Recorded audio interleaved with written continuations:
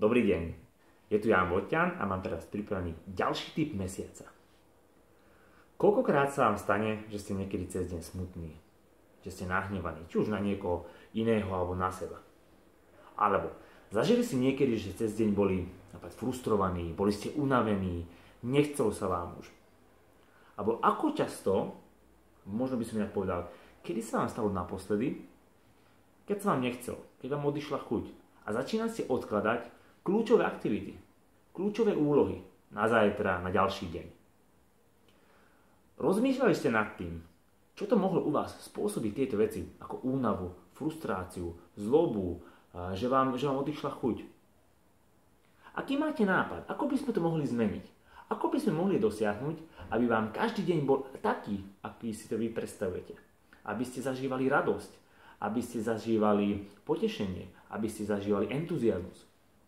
Ja vám dneska skúsim dať pár tipov, ako to robím ja, ako zažívam v 95 až 98% perfektné dni.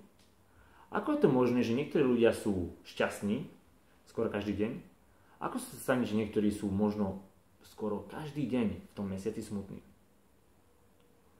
Ja využívam dva kľúčové aktivity každé ráno, o ktoré vám teraz prezradím alebo vám s vami podelím. Prvá kľúčová aktivita, ktorú robím, to je vďačnosť.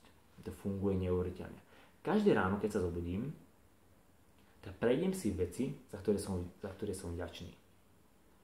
Teraz zamyslite nad tým, čo je tá jedna vec, za ktorú ste vďační vo vašom živote.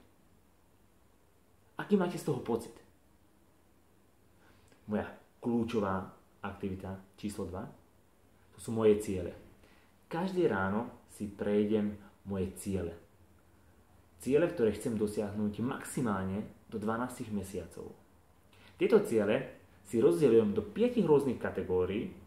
V každej kategórii mám 1 alebo 2 ciele. Tieto kategórie sú nasledovné.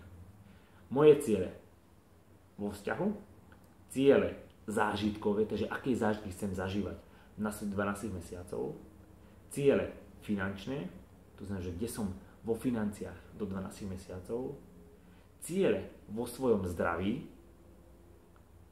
a ciele biznisové.